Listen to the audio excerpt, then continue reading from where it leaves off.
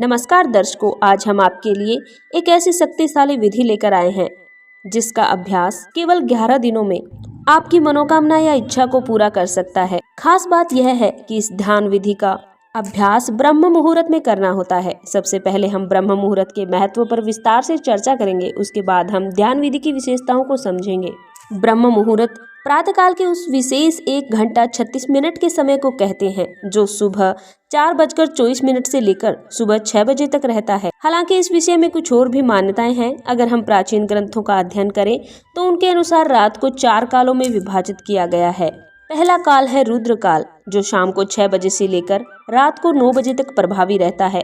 और इसके बाद दूसरा काल है राक्षस काल, जो रात के 9 बजे से लेकर 12 बजे तक प्रभावी रहता है। फिर तीसरा काल है गंधर्व काल, जो रात्रि 12 बजे से लेकर 3 बजे तक प्रभावी रहता है। और चौथा काल है मनोहर काल, जो सुबह 3 बजे से लेकर 6 बजे तक प्रभावी रहता है।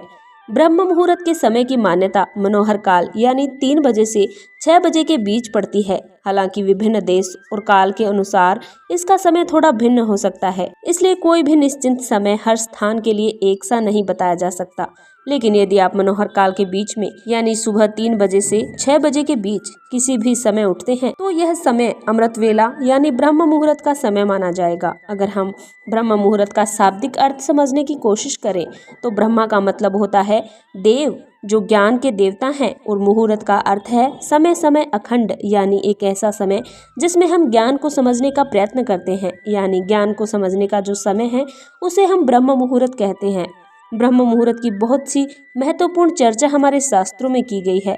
इस समय ब्रह्मांड की देव शक्ति वातावरण में विचरण करती है। अगर इस समय आपकी नींद अचानक खुल जाती है तो इसका मतलब है कि शुभ ऊर्जाएं आपसे संपर्क करना चाहती है।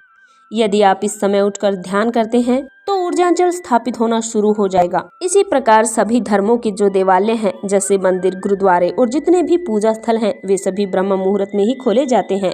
और यही वह समय है जब सारी नकारात्मक शक्तियां सो जाती है और सकारात्मक शक्तियां जागृत होती है। इस समय बहने वाली वायु को अमृत वायु कहा जाता है, क्योंकि सारा प्रदूषण और सारी दूषित वायु समाप्त हो जाती है और वातावरण में ऑक्सीजन व्याप्त रहती है। रात के समय ओस पड़ने के कारण इस समय वायुमंडल दिन के मुकाबले काफी शीतल और मनोहारी रहता है। इस समय वातावरण शांत होता है और सोकर उठने के कारण हमारे मस्तिष्क की क्रियाएं बिल्कुल शांत होती हैं। यदि आप इस समय अपनी स्टडी करते हैं, पढ़ाई करते हैं, कोई भी प्लानिंग करते हैं, इंट्रोस्पेक्ट करते हैं, ध्यान करते हैं तो आपको बहुत लाभ मिलता है। आपने कहावत तो सुनी होगी, जल्दी सोना और जल्दी उठना सफलता की सीढ़ी है। इसलिए यदि आप सफल होना चाहते हैं तो ब्रह्म मुहूर्त में उठना शुरू करें, इससे आपको बहुत सफलता मिलेगी। असल में प्राचीन काल में इलेक्ट्रिसिटी और लाइट नहीं थी, तो लोग सूर्यास्त के बाद सो जाते थे और सूर्योदय से पूर्व यानी ब्रह्म मुहूर्त में उठ जाते थे। यह प्रकृति के साथ चलने की उनकी एक पद्धति थी। जो भी व्यक्ति प्रकृति के साथ संतुलन बनाकर चलता है वह स्वस्थ रहता है। और यह देखा गया है कि जो लोग प्रातःकाल जल्दी उठते हैं वे स्वस्थ रहते हैं, जबकि जो लोग नाइट शिफ्ट में काम करते हैं उन्हें स्वास्थ्य संबंधी समस्याएं आने लगती है। कहने का तात्पर्य ये है कि अगर हम प्रकृति के साथ मेलजोल बनाकर चलते हैं तो हम स्वस्थ रहते हैं, लेकिन अगर हम प्रकृति के खिलाफ चलना शुरू कर देते हैं तो हमें शारीरिक और मानसिक समस्याएं आने लगती है। खैर, यह तो मैंने आपको ब्रह्म मुहूर्त की थोड़ी सी महत्वपूर्ण जानकारी दी है कि इसका क्या महत्व है। अब हम बात करते हैं ध्यान की। सबको मालूम है कि प्रातःकाल का समय ध्यान के लिए सर्वश्रेष्ठ समय होता है। तो आज हम एक ऐसी ध्यान विधि की बात करेंगे जो विशेषकर ब्रह्म मुहूर्त में ही की जाती है। यदि आप इस विधि को निरंतर 11 दिन तक केवल 10 मिनट की अवधि प्रतिदिन अभ्यास करते हैं तो इन 11 दिनों के भीतर ही आपको इस विधि का परिणाम मिल जाएगा। यह विधि विशेष रूप से आपकी कोई भी इच्छा, कोई भी मनोकामना या आपकी कोई भी प्रार्थना जिसे आप पूरा करना चाहते हैं। इससे पहले कि हम इस विधि की पूरी बात करें, आपको थोड़ी सावधानी रखनी है।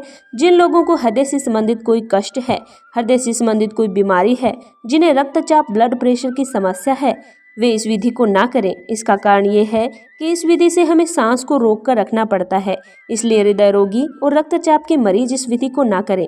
अब इसे कैसे करना है, यह एक बहुत ही चमत्कारी विधि है और बहुत ही जल्दी अपना परिणाम देती है। इसका कारण ये है कि इस विधि में हम अपना ध्यान अपने आज्ञा चक्र पर केंद्रित रखते हैं। आज्ञा चक्र हमारा वह चक्र है जो हमारे संकल्प, विजुअलाइजेशन और क्रिएटिविटी का स्थान है। यदि हम इस चक्र पर ध्यान केंद्रित करके प्रार्थना करते हैं या किसी संकल्प को दोहराते हैं तो वह संकल्प या प्रार्थना बहुत ही जल्द पूरी हो जाती है, क्योंकि इस चक्र का कार्य क्षेत्र यही है। इसे हम संकल्प चक्र भी कहते हैं, क्योंकि इस चक्र पर ध्यान लगाने से हमारे संकल्प पूरे होते हैं। यदि हम कोई आज्ञा दे रहे हैं तो वह आज्ञा पूरी हो जाती है। अब इस विधि को कैसे करना है? सबसे पहले आप अपनी एक कोई मनोकामना तय करें। यदि आपकी कोई ऐसी इच्छा है जिसे आप पूरा करना चाहते हैं तो उसे चुनें।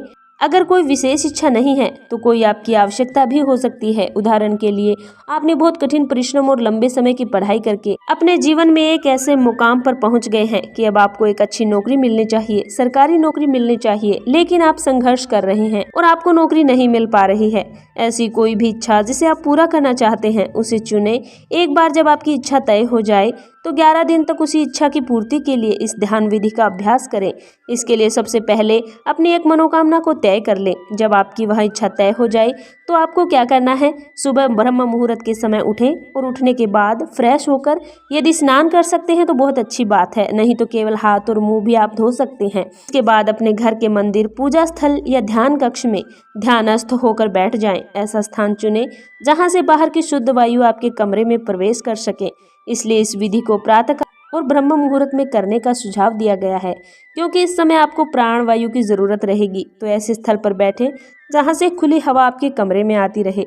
जब आप ध्यानस्थ होकर बैठ जाएंगे तो कमर और गर्दन सीधी रखें, दोनों हाथों को घुटनों पर रखें और पहले से 2-3 मिनट अपने आप को शांत करें और स्थिर करें। जब आपका मन शांत हो जाए, शरीर स्थिर हो जाए, तब आपको क्या करना है? सबसे पहले आप अपना ध्यान अपने आज्ञा चक्र पर लाएंगे। आज्ञा चक्र का मतलब है मस्तिष्क के बीच का स्थान, जहां पर हम तिलक लगाते हैं या स्त्रियां बिंदी लगाती हैं।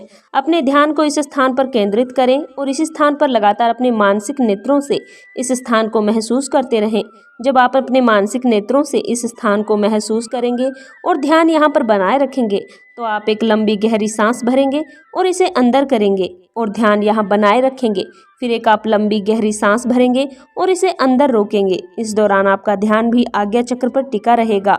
इस समय आप अपने इष्ट देवी देवता या गुरु का चित्र अपने आज्ञा चक्र पर देखें और उनकी छवि को ध्यान में रखते हुए अपनी प्रार्थना या संकल्प करें। अपनी इच्छा को एक लाइन में दोहराएं, जैसे गुरुदेव परमात्मा, मेरी यह इच्छा पूरी हो। इस इच्छा को तब तक दोहराते रहें जब तक आपकी सांस आपने अंदर रोक के रखने की क्षमता है। आप इसे 10 सेकंड, 20 सेकंड या 30 सेकंड तक रोक सकते हैं, जितनी देर बिना कष्ट के रोक सकें। ध्यान आज्ञा चक्र पर बनाए रखेंगे और अपने मन की आंखों से अपने इष्ट देवी देवता या गुरु का स्मरण करते रहेंगे और बार बार अपनी इच्छा को दोहराते रहेंगे जब तक आपकी सांस अंदर रुकी हुई है।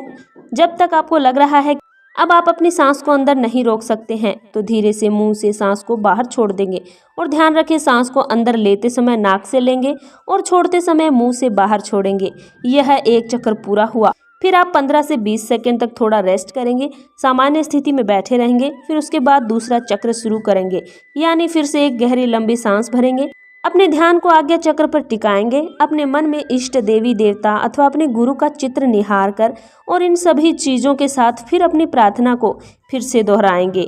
अपने संकल्प को, अपनी इच्छा को फिर से दोहराएंगे और जब तक दोहराते रहेंगे जब तक आपकी सांस अंदर रुकी रहती है। और जब आपको लगे कि आप इससे ज़्यादा सांस नहीं रोक सकते हैं तो 30 सेकंड या 40 सेकंड से ज़्यादा तो मुंह से सांस को बाहर निकाल देंगे और फिर कुछ सेकंड रेस्ट करेंगे। ये 2 चक्र हो गए। ऐसे ही आपको लगातार बीच में रुक कर कुछ सेकंड रेस्ट करते हुए अपनी इच्छा को बार बार दोहराना है और लगभग 10 मिनट तक 11 दिन तक रोज यह अभ्यास करना है। यह पूरी विधि है।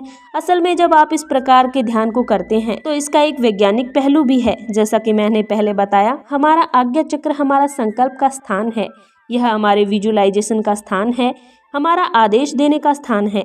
इसी कारण इसे आज्ञा चक्र कहा जाता है, क्योंकि इस स्थान पर आकर हम कोई आदेश, प्रार्थना या संकल्प करते हैं तो वह आदेश, संकल्प या प्रार्थना पूरी हो जाती है। हम जो भी आज्ञा चक्र पर ध्यान केंद्रित करके किसी भी चीज की मांग करते हैं तो वह पूरी हो जाती है, क्योंकि यह इच्छा पूर्ति का स्थान है। और दूसरी बात, जब हम इस प्रकार के सांस को अंदर रोकते हैं तो क्या होता है, हमारी बॉडी में एक आपातकालीन स्थिति उत्पन्न हो जाती है। जब हम इतनी देर तक सांस को रोक के रखते हैं तो हमारा दिमाग रुक जाता है, हमारे विचार रुक जाते हैं, क्योंकि अब आपके पास विचार करने का समय नहीं है। अब आप एक आपातकालीन स्थिति में हैं जिसमें आप आराम से विचार नहीं कर सकते हैं। इसलिए अब आपका सारा ध्यान किसी एक चीज पर केंद्रित है, तो उसी स्थान पर आपका ध्यान लग जाएगा, यानी आपका मन पहले से अधिक एकाग्र हो जाएगा।